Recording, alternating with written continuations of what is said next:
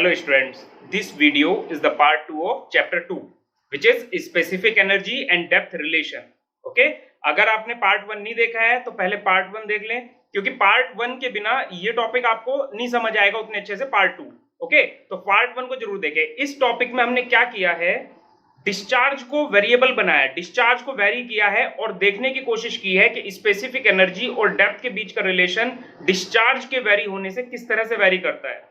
और इंपॉर्टेंट ये रहेगा आपके लिए कि जो ऑब्जेक्टिव क्वेश्चंस हैं वो इस टॉपिक पर अच्छे से बनते हैं. ठीक है, वो मैंने लेक्चर के बीच में एक्सप्लेन भी किया है कि किस तरह से ऑब्जेक्टिव क्वेश्चन आपके पॉसिबल होंगे.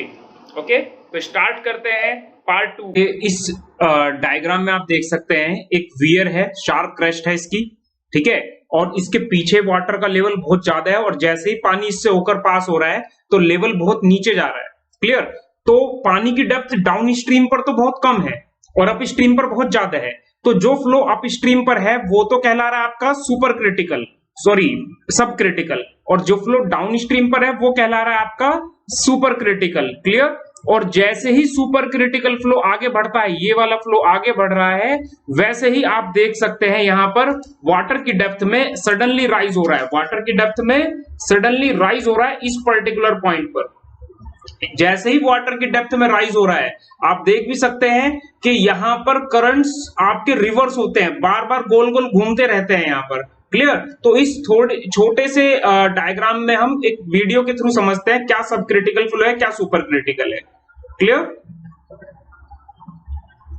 तो डायग्राम में देखते हैं, जैसे आप देख सकते हैं ये बॉल आ रही है, सब क्रिटिकल फ्लो है, बड़े धीरे से चल रहा है. जैसे ही इसे पार किया ये सुपर क्रिटिकल फ्लो, आपने देखा भी है सुपर क्रिटिकल फ्लो में तुरंत स्पीड बढ़ी, लेकिन जैसे ही आगे बढ़ा आगे फिर सब क्रिटिकल फ्लो था क्योंकि वेलोसिटी फिर कम हुई होगी. ठीक है, लेकिन जैसे ही सुपर क्रिटिकल और सब क्रिटिकल फ्लो मिले हैं, जैसे ही ये वाला आपका सुपर क्रिटिकल और ये वाला आपका सब क्रिटिकल फ्लो मिले हैं, वैसे ही आपने देखा होगा पानी की डेप्थ सडनली राइज हुई है और यहां पर रिवर्सिबल करंट फॉर्म हो रहा है. आप देख भी सकते हैं ये बॉल आगे नहीं जा पा रही है. तो यहां सबसे पहले सब क्रिटिकल, फिर जैसे ही यहां से उतरा तो सुपर क्रिटिकल और फिर आगे सब क्रिटिकल था. लेकिन जब सुपर क्रिटिकल और सब क्रिटिकल फ्लो मिलेंगे ऐसे ही वहां पर एक हाइड्रोलिक जंप का फॉर्मेशन होगा और ये हाइड्रोलिक जंप के कारण रिवर्सिबल फ्लो बनता है. जैसे ये बॉल आपको देख रहे होगा कि आगे नहीं जा पा रही है क्योंकि यहाँ फ्लो घूम जा रहा है, गोल घूम रहा है.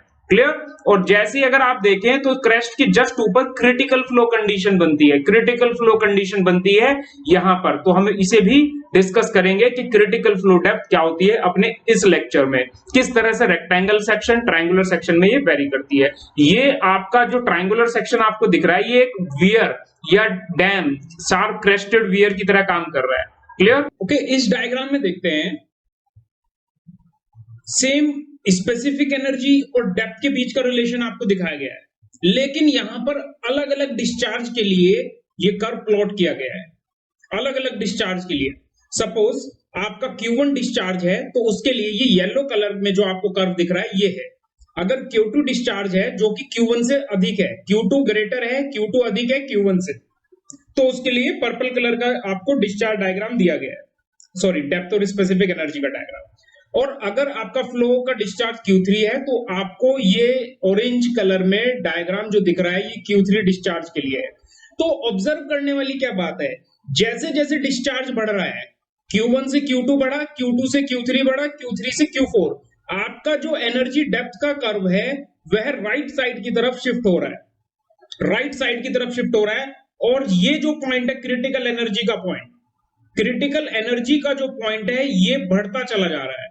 तो जैसे जैसे डिस्चार्ज बढ़ रहा है, ये बात आपको नोट करनी है, एज Q इंक्रीजेस, किसी भी ओपन चैनल फ्लो में यदि डिस्चार्ज बढ़ता है तो जो YC है वो बढ़ जाता है. YC आपकी क्या हो जाती है, बढ़ जाती है. Q1 के लिए जो YC है वो ये है इस लेवल पर, Q2 के लिए जो YC है वो इस लेवल पर है, और Q3 के लिए जो YC है वो इस लेवल पर है, और Q4 के लिए इस लेवल पर YC है. क्योंकि मैंने आपको अभी बताया है कि YC क्या होती है, वो डेप्थ जो मिनिमम एनर्जी के कॉरेस्पॉन्ड होती है, और मिनिमम एनर्जी वो एनर्जी होती है जो टेंजेंट बनाती है आपके एनर्जी डेप्थ के कर्व के साथ. ओके, सो अगर हम इस चीज को ध्यान से देखें कि अलग अलग कर्व पर अलग अलग कर्व पर अगर मैं एक सेम स्पेसिफिक एनर्जी को कंसीडर करूं और सेम स्पेसिफिक एनर्जी E1 मैंने मान लिया, और इस एनर्जी पर अगर मैं देखूं ये एनर्जी लाइन आपकी सभी कर्व्स को इंटरसेक्ट कर रही है अलग अलग पॉइंट्स पर, जो कि आप देख पा रहे हैं। क्लियर? अब एक चीज सोचने वाली है, वो क्या है, मैं यहां से जो पॉइंट्स आपके लिए बता रहा हूं वो जरा इंपॉर्टेंट है। पहला पॉइंट है, जैसे Q1 डिस्चार्ज है आपका, Q1 डिस्चार्ज के लिए येलो कर्व है, तो Q1 डिस्चार्ज के लिए ये डेप्थ हो गई आपकी सुपर क्रिटिकल जोन की डेप्थ है, और ये ऊपर वाली डेप्थ हो गई ये जहां पर ये कर्व को इंटरसेक्ट कर रहा है, ये वाली डेप्थ हो गई। क्लियर? तो इसी तरह से अगर मैं आपको ये कहूं, ये वाली डेप्थ आप देख सकते हैं, ये वाली।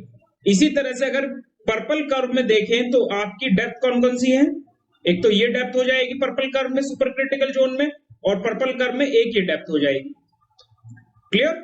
इसी तरह से आप मुझे ये बताएं, जो ऑरेंज है उसमें ये डेप्थ है पॉसिबल, और एक ये डेप्थ पॉसिबल है। एक इंपॉर्टेंट ऑब्जर्वेशन आप सोचो, और अगर आप सोच चुके हैं तो आपको बहुत सही समझ आ रहा है ये टॉपिक, ठीक है, फिर आपको अच्छा समझ आ रहा है। देखो सोचना क्या है यहां पर, जैसे जैसे आप डिस्चार्ज को बढ़ा रहे हैं, डिस्चार्ज को बढ़ाने से सेम एनर्जी आप कंसीडर करे हुए हैं, सेम स्पेसिफिक एनर्जी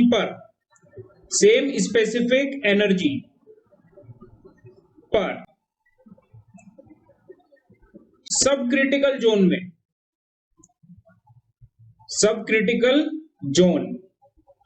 में फ्लो डेप्थ, सब क्रिटिकल जोन में फ्लो डेप्थ क्या है आपकी, डिस्चार्ज को बढ़ाने पर सब क्रिटिकल जोन में फ्लो डेप्थ, आप देखो Q1 पर फ्लो डेप्थ ये है, Q2 पर ये हो गई, फिर Q3 पर ये हो गई, तो आप कहेंगे सब क्रिटिकल जोन में फ्लो डेप्थ डिक्रीज हो रही है। बात समझ आया? ऑब्जेक्टिव क्वेश्चन है, जैसे जैसे डिस्चार्ज बढ़ता है स्पेसिफिक एनर्जी, जैसे जैसे डिस्चार्ज बढ़ता है सेम स्पेसिफिक एनर्जी पर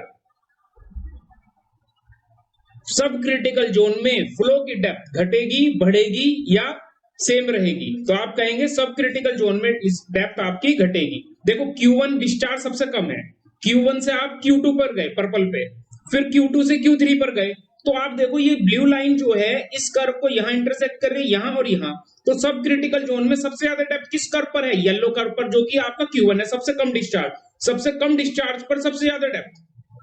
पर्पल कर्व पे देखो उससे कम डेप्थ, आपका ऑरेंज पर देखो उससे कम डेप्थ। तो जैसे जैसे आपका डिस्चार्ज बढ़ रहा है सेम स्पेसिफिक एनर्जी पर सब क्रिटिकल जोन में डेप्थ कम हो रही है, जो पानी की बहने का डेप्थ है वह कम है। और इसी तरह से आप देखो सुपर क्रिटिकल जोन में क्या हो रहा है, सुपर क्रिटिकल जोन में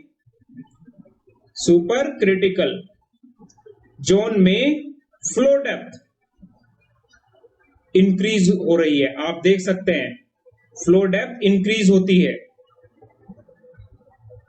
ठीक है, तो सेम स्पेसिफिक एनर्जी की बात हो रही है, डिस्चार्ज को बढ़ाने से सुपर क्रिटिकल जोन में देखो सबसे कम डिस्चार्ज क्या है, ये यहां पर फ्लो डेप्थ कितनी है, इतनी, ये रेड कलर में आप देख सकते हैं। इसके बाद आपका डिस्चार्ज बढ़ा, पर्पल पे चले जाओ तो सुपर क्रिटिकल जोन में आपकी डेप्थ क्या हो गई, और अधिक हो गई। उसके ऊपर चले जाओ ऑरेंज कर्व में, तो यहां पर सुपर क्रिटिकल कर्व में आपकी डेप्थ क्या हो गई, सुपर क्रिटिकल के पार्ट पर और अधिक हो गई। तो डेप्थ बढ़ती जा रही है सुपर क्रिटिकल जोन में और डेप्थ घटती जा रही है सब क्रिटिकल जोन में। तो ये इंपॉर्टेंट ऑब्जर्वेशन है, डिस्चार्ज को बढ़ाने से सेम स्पेसिफिक एनर्जी पर सब क्रिटिकल जोन में डेप्थ घटती है, सुपर क्रिटिकल जोन में डेप्थ बढ़ती है, फ्लो की डेप्थ बढ़ती है। क्लियर? अब इसके बाद एक और पॉइंट हम देखते हैं, जब आपको ये समझ आ चुका है कि सब क्रिटिकल जोन में आपकी फ्लो डेप्थ डिक्रीज हो रही है, ठीक है, तो उसके अपोजिट अगर आप देखेंगे वेलोसिटी इंक्रीज हो रही होगी। वेलोसिटी क्या हो रही होगी, increase.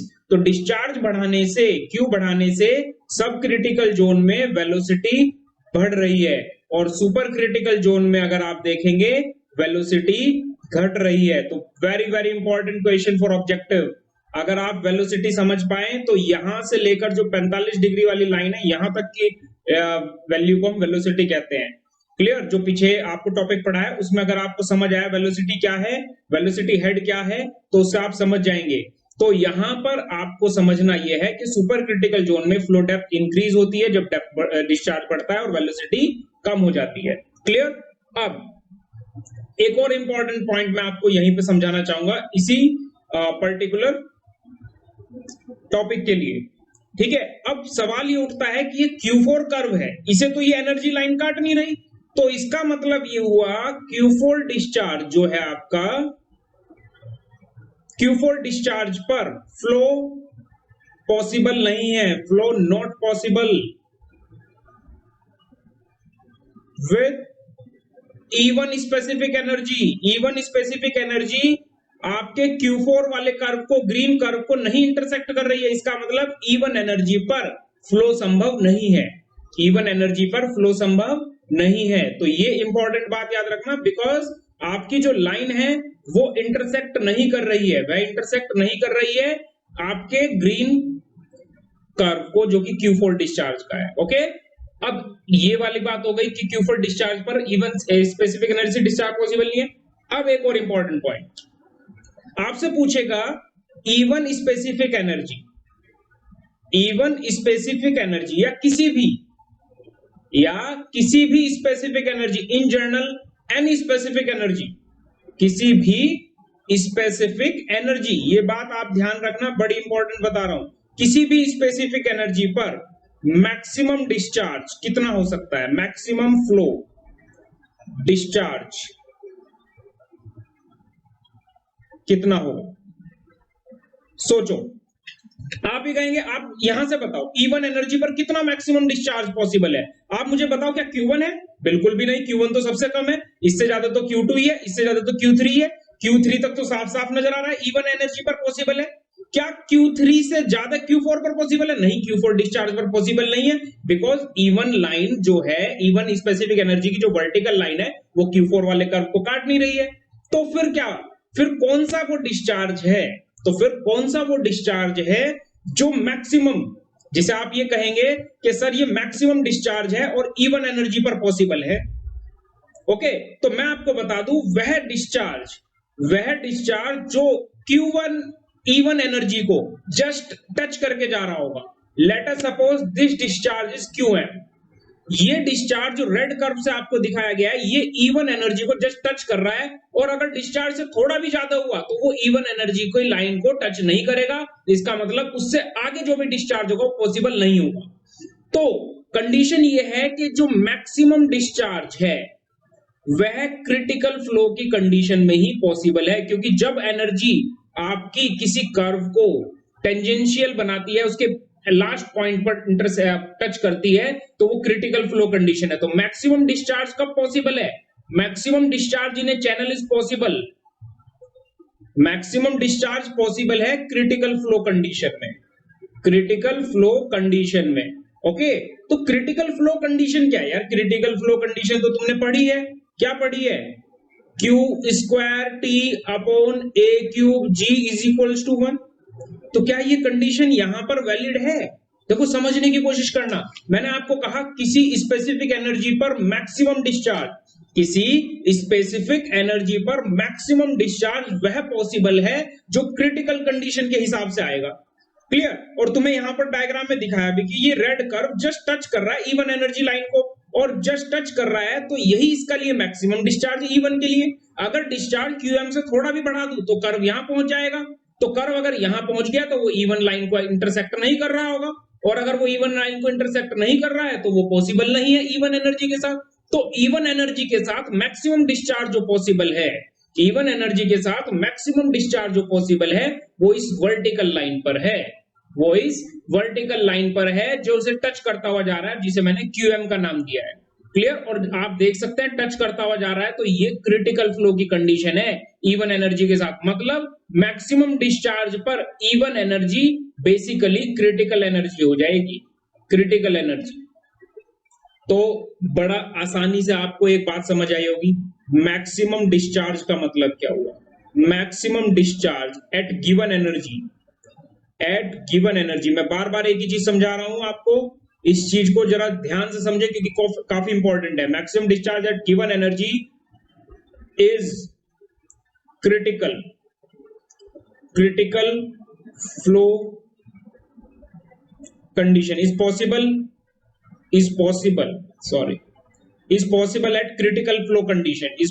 at critical flow condition clear। अब इसे derive भी कर सकते हैं क्या? Of course we can derive this expression।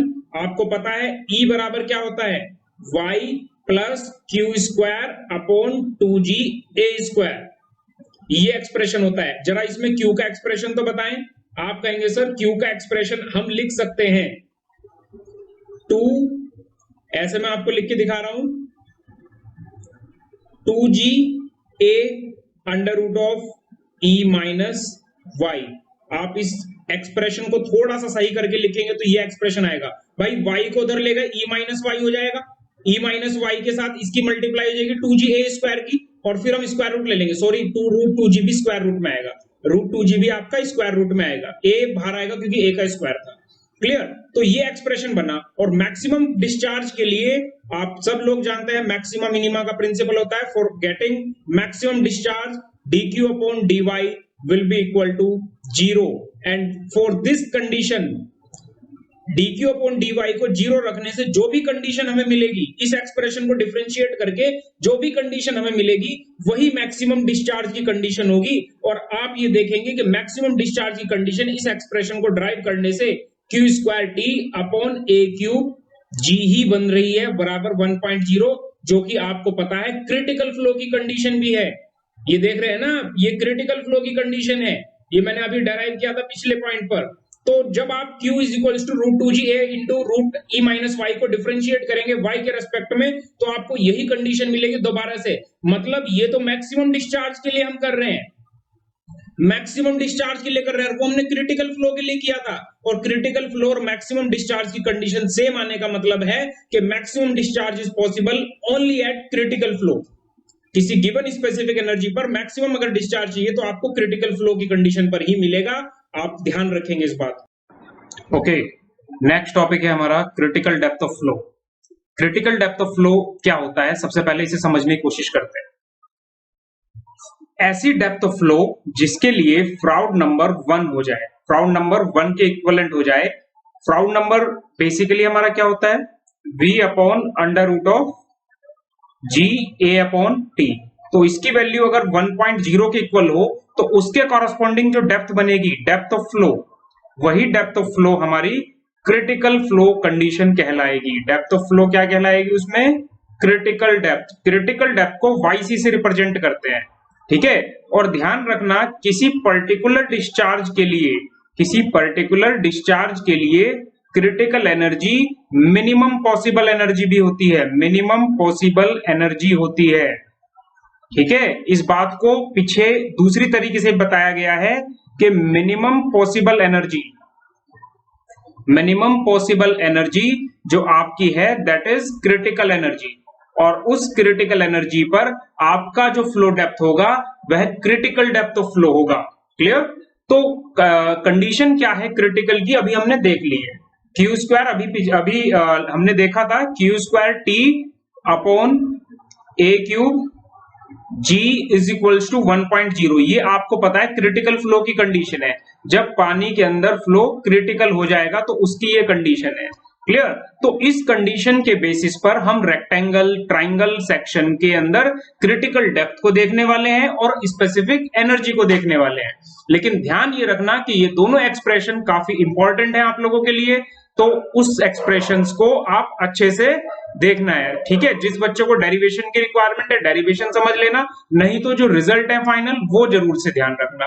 Okay, तो ध्यान रखना, ये बात मैंने अभी बताई है आपको। मैक्सिमम फ्लो की जो कंडीशन है, मैक्सिमम फ्लो या मैक्सिमम डिस्चार्ज की जो वो कंडीशन है वह आपकी क्रिटिकल फ्लो कंडीशन ही होती है एट ए गिवन स्पेसिफिक एनर्जी। जैसे डायग्राम में देख सकते हो, EC आपका क्रिटिकल फ्लो है या क्रिटिकल एनर्जी है, और इस एनर्जी पर जो मैक्सिमम डिस्चार्ज पॉसिबल है दैट इज Q। क्लियर? तो मिनिमम जो आपकी या क्रिटिकल जो एनर्जी है उस पर जो मैक्सिमम डिस्चार्ज पॉसिबल हो सकता है वो क्रिटिकल फ्लो की कंडीशन के अकॉर्डिंग हो सकता है।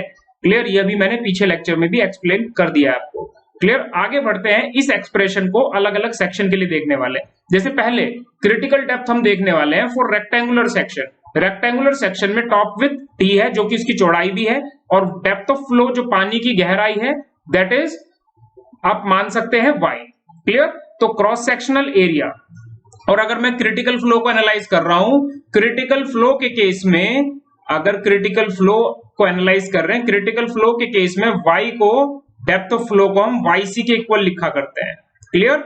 एरिया को क्रॉस सेक्शनल एरिया, एरिया क्या होता है आपके पास, ये एरिया जिसमें पानी बह रहा है, y जो चौड़ाई गहराई है और जो टॉप विथ या चौड़ाई है उसका मल्टीप्लीकेशन, एरिया को हम AC लिखा करते हैं। ये क्या है हमारा क्रॉस सेक्शन एरिया, उसे हम क्या लिख रहे हैं AC, that is equals to top width या चौड़ाई गुना गहराई रेक्टेंगुलर सेक्शन के लिए, विथ इंटू डेप्थ। ओके। अब इसमें कंडीशन क्या थी हमारे पास, Q square T upon A cube G is equals to 1। तो इस कंडीशन के बेसिस पर क्या डेरिवेशन बनता है उसे देखते हैं। तो क्यू स्क्वायर को एज इट इज रखते हैं, टी को टॉप विथ रखते हैं, एरिया को हम क्या रख सकते हैं, आप देख सकते हैं एरिया की जगह हम रख सकते हैं top width T into YC का cube and into G is equals to 1.0। Clear. तो ये कंडीशन आपको क्या रिजल्ट दे रही है, इस कंडीशन के हिसाब से ये टी एक टी से कैंसिल हो जाएगा, 2 टी बचेंगे। तो यहां पर हम लिख सकते हैं क्यू स्क्वायर, उसके नीचे हम टी स्क्वायर लिखेंगे, तो ये टी क्यूब था, एक टी कैंसिल हो चुका है तो टी स्क्वायर बचा है, multiply by 1 upon YC cube multiply by 1 upon G is equals to 1.0। Clear.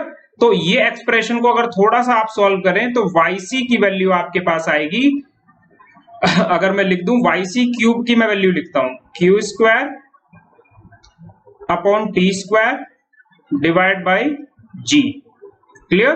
और थोड़ा सा मैं आपको ये बता दूं, आपने पढ़ा भी है, discharge upon with small Q होता है, आपको चैप्टर 1 के लेक्चर्स में समझाया गया था इंपॉर्टेंट पैरामीटर्स में, इसे हम बोलते हैं discharge per unit with, discharge per unit with.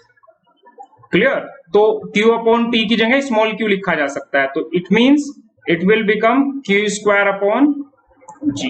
Clear. तो YC cube will become Q square upon G, और फाइनल रिजल्ट अगर आप YC का लिखना चाहें, इसके बाद में यहां पर लिख देता हूं, YC will become Q square upon G की पावर 1/3। तो ये इंपॉर्टेंट रिजल्ट है किसी भी ऑब्जेक्टिव एग्जाम के लिए, इसके ऊपर न्यूमेरिकल ऑब्जेक्टिव और आपका थियोरेटिकल ऑब्जेक्टिव दोनों बनता है। Critical depth of flow for rectangular section हमने डिराइव की है। क्रिटिकल डेप्थ ऑफ फ्लो जैसे कि आप देख सकते हैं रेक्टेंगुलर सेक्शन के लिए होती है Q स्क्वायर अपॉन G की power 1/3, where Q is the discharge per unit width. Okay, next हम देखते हैं रिलेशन बिटवीन स्पेसिफिक एनर्जी या critical specific energy and critical depth के बीच का relation, critical depth of flow. Clear.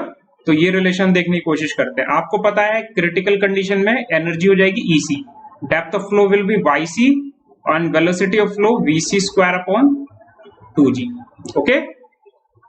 तो critical energy की इस इक्वेशन में हम VC की वैल्यू को रिप्लेस करा सकते हैं। VC को आप क्या लिख सकते हो, आप सभी को पता है VC की वैल्यू होती है Q अपॉन A। क्लियर।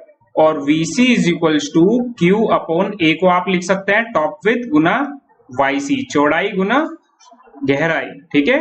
और यहां से Q अपॉन T आपको पता है स्मॉल q होता है discharge per unit with upon YC, तो VC के प्लेस पर आप लिख सकते हैं Q अपॉन YC। तो मैं इस इक्वेशन में EC की वैल्यू को YC प्लस VC की जगह लिख रहे हैं Q square upon YC square. ठीक है। और डिवाइड में क्या है आपका 2G।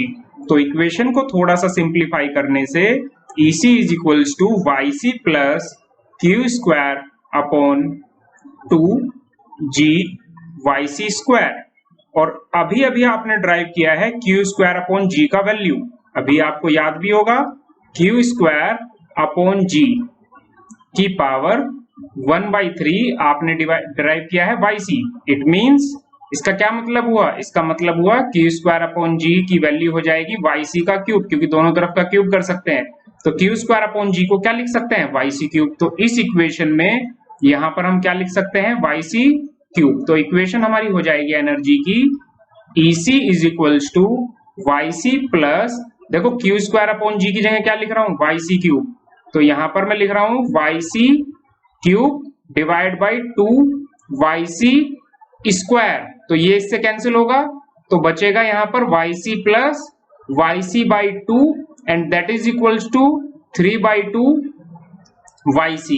तो EC की वैल्यू 3 बाई 2 वाई सी के इक्वल आ जाएगी। Very very important for your exam. पहला रिलेशन मैंने आपको बताया Y C is equals to Q square upon G की पावर 1 बाय 3। दूसरा रिलेशन मैंने आपको बताया EC is equals to 3 by 2 Y C. तो दोनों रिलेशन आपको ध्यान रखने हैं भाई, क्लियर?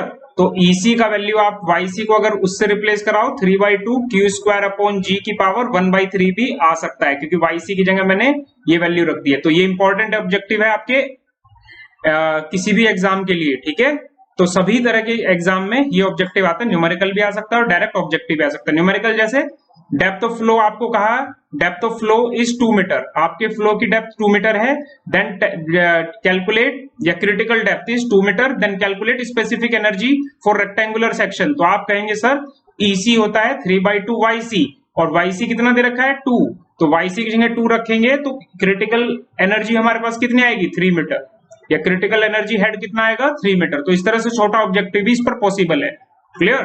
तो ओके, ट्राइंगुलर सेक्शन को डिस्कस करते हैं। ओके, ट्राइंगुलर सेक्शन के अंदर आपको ध्यान रखना है कि एक साइड स्लोप आपको दिया हुआ है, डेप्थ ऑफ फ्लो आपको दी है, टॉप विड्थ आपको दी है, क्लियर? तो यहां पर कंडीशन थोड़ा सा डिफरेंट है। जैसे आपको अगर लिखना हो एरिया ऑफ फ्लो, तो आप कहेंगे सर 1/2 बेस इंटू डेप्थ, ठीक है? बेस को मैं मान लेता हूं टॉप विथ T और डेप्थ मान लेता हूं Y, डेप्थ ऑफ फ्लो। तो यहां पर थोड़ा सा चेंज है। जैसे सपोज करो आपको टॉप विथ T कैलकुलेट करना है, टॉप विथ T कैसे कैलकुलेट करेंगे वो देखते हैं। यहां पर साइड स्लोप जो दिया है इसका इंपॉर्टेंट रोल है। साइड स्लोप, साइड स्लोप का क्या मतलब है? आपको ये कह रहा है कि यदि आप M हॉरिजॉन्टल चल रहे हैं, M क्षैतिज चल रहे हैं, तो आप एक वर्टिकल चलेंगे। कितना वर्टिकल? एक वर्टिकल चलेंगे। और हमारे पूरे चैनल की डेप्थ कितनी है? आप देख सकते हैं पूरे चैनल की डेप्थ कितनी है? Y। मतलब हम कितना वर्टिकल में जा रहे हैं? Y। तो अगर हम Y वर्टिकल में जा रहे हैं तो हॉरिजॉन्टल में कितना जाएंगे भाई? आप ये बता सकते हैं? आप कहेंगे सर M हॉरिजॉन्टल जा रहे थे तो एक वर्टिकल, Y वर्टिकल जाएंगे तो M गुना YC हॉरिजॉन्टल जाएंगे, M गुना Y। तो मतलब ये MY हो जाएगी ये साइड। ये देखो ये तिरछा स्लोप है ना, इसकी वजह से अगर यहां से शुरू हुआ यहां पर खत्म हुआ, क्लियर? स्लोपिंग। लेकिन वर्टिकल में अगर देखें तो ये कितना इधर चला गया, तो आपको पता चलेगा कि ये M इंटू वाई इधर चला गया। और अगर क्रिटिकल फ्लो की बात कर रहे हैं तो डेप्थ ऑफ फ्लो को YC हम लिख सकते हैं क्रिटिकल फ्लो में, और एरिया को भी हम AC लिख सकते हैं, क्लियर? तो एरिया हमें क्लियर हो गया MYC। टॉप विथ हम कैसे निकालेंगे? आप कहेंगे सर इधर MYC है तो इधर भी MYC ही आएगा, ओके? क्योंकि M हॉरिजॉन्टल के साथ एक वर्टिकल चला है, M हॉरिजॉन्टल के साथ एक वर्टिकल चला है, तो Y वर्टिकल जाने पर कितना हॉरिजॉन्टल चलेगा? Y वर्टिकल जाने पर कितना हॉरिजॉन्टल चलेगा? आप कहेंगे MYC, क्लियर? और टॉप विथ अगर देखें तो टॉप विथ आप कहेंगे sir MYC plus MYC 2MYC हो जाएगा। तो एरिया ऑफ फ्लो कितना हो जाएगा? 1/2, टॉप विथ की जगह लिख सकते हैं 2MYC इंटू YC। M से M कैंसिल आउट हो जाएगा, सॉरी 2 से 2 कैंसिल आउट हो जाएगा, नॉट M। ये बचेगा आपके पास MYC का square, area of cross section, clear? अब देखते हैं क्रिटिकल फ्लो की कंडीशन। भाई क्रिटिकल फ्लो की कंडीशन के लिए Q square T upon A cube G वाला अपना फॉर्मूला वैलिड है। ये किसी भी सेक्शन के लिए वैलिड है। मैंने हमेशा आपको बताया है कि सेक्शन पे डिपेंड नहीं कर रहा है ये फॉर्मूला, ठीक है? ये ट्राइंगल, रेक्टेंगल सभी तरह के सेक्शन के लिए वैलिड है। Q square T upon A cube G rectangle में भी लगाया, अब इसे ट्राइंगल में यूज करेंगे, क्लियर? तो यहां पर आप देखो Q स्क्वायर, टॉप विथ को आप क्या लिख सकते हो? आप कहेंगे सर 2MYC लिख सकते हो। एरिया का क्यूब है, एरिया को आप क्या लिख सकते हो? आप कहेंगे सर MYC स्क्वायर लिख सकते हैं, और ये क्यूब हो जाएगा इसका, और इनटू क्या है? G। तो यहां से अगर मैं सॉल्यूशन बनाऊं, आप देखेंगे इस चीज को ध्यान से, Q square 2m/c divide by m, इसकी m का पावर यहां पर कितना हो जाएगा, m की पावर, ये क्यूब है ना, आप देख सकते हैं m का क्यूब हो जाएगा, और यहां पर yc की पावर कितना हो जाएगा 6, 3 into 2 6, और ये बचेगा g, m से एक m कटेगा और yc से एक yc कटेगा, इसका मतलब यहां पर हो जाएगा Q square into 2 divide by m square yc की power 5 into g is equals to 1.0, क्योंकि 1.0 है ना इक्वल में, क्लियर। और फाइनली अगर मैं yc का एक्सप्रेशन लिखूं, yc की पावर 5 इज इक्वल्स टू, आप कहेंगे सर 2q स्क्वायर, तो ये बचा, ऊपर देखो 2q स्क्वायर है कि नहीं, और yc की पावर 5 को मैं इधर ले गया हूं, ठीक है, तो नीचे क्या बच रहा होगा, m स्क्वायर g। तो फाइनली yc का एक्सप्रेशन क्या बनेगा, आप कहेंगे sir 2q square upon gm square, clear. तो देख सकते हैं आप लोग, नीचे क्या बच रहा है, gm स्क्वायर, g तो ये m स्क्वायर, ये gm स्क्वायर, और पावर में क्या आ जाएगा, दोनों तरफ 5 से हमने वो कर दिया ना, 1/5 कर दिया दोनों साइड का, तो ये फाइनल एक्सप्रेशन है। तो आप लोग ध्यान रखना, yc ट्राइंगुलर सेक्शन के लिए कितना है, 2q square capital Q square upon gm square की पावर 1/5, वेरी वेरी इंपॉर्टेंट, आप ध्यान रखना, बहुत इंपॉर्टेंट है किसी भी एग्जाम के लिए, क्लियर। तो आगे बढ़ते हैं, क्रिटिकल एनर्जी देखते हैं ट्राइंगल सेक्शन की, yc याद हो जाएगा 2q square upon gm square की पावर 1/5।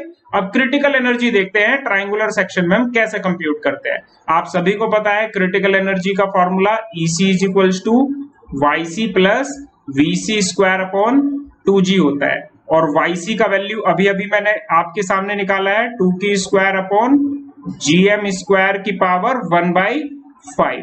तो यहां से मैं आपको ये कह सकता हूं कि vc की जगह आप लिख सकते हैं q अपॉन a, ठीक है, और यहां पर आपका एक्सप्रेशन देखो किस तरह से चेंज होने वाला है, EC is equals to yc plus vc square upon 2g, sorry vc को तो मैं रिप्लेस करने वाला हूं ना, vc को मैं रिप्लेस करा देता हूं q square upon ac square से, यहां पर आ जाएगा ac स्क्वायर, क्लियर।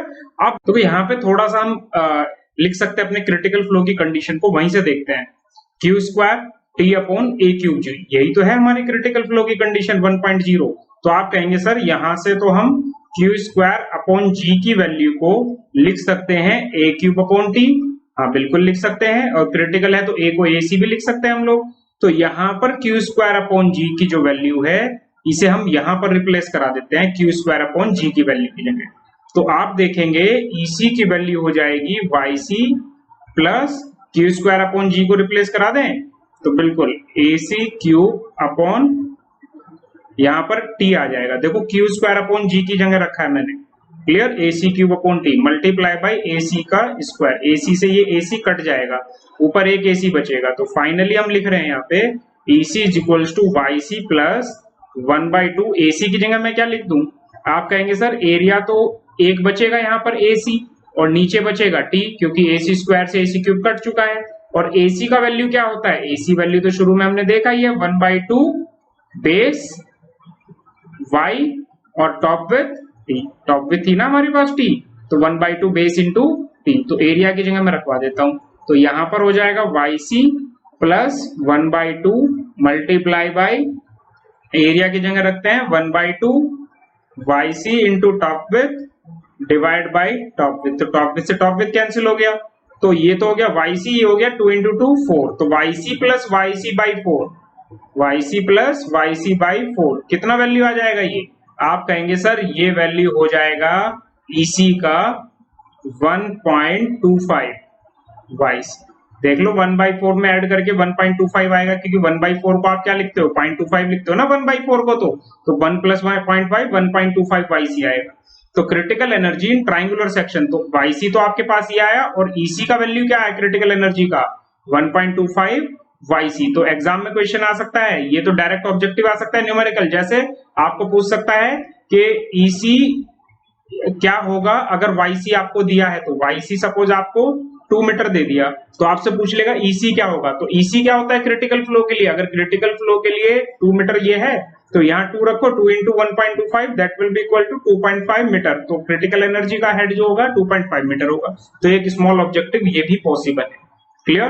तो ध्यान रखना, ये वीडियो के बाद आपका नेक्स्ट वीडियो बहुत ज्यादा इंपॉर्टेंट है, ट्रांजिशन ऑफ फ्लो के ऊपर है, जहां पर हम रिवर के रास्ते में या तो कोई वियर बना रहे हैं, डैम बना रहे हैं, कोई स्मॉल ऑब्स्ट्रक्शन लगा रहे हैं, या फिर रिवर की चौड़ाई को कम कर रहे हैं, तो उस कंडीशन से फ्लो पर क्या इफेक्ट पड़ता है, ये नेक्स्ट वीडियो में आएगा और आप सभी लोगों के लिए काफी इंपॉर्टेंट होने वाली नेक्स्ट वीडियो।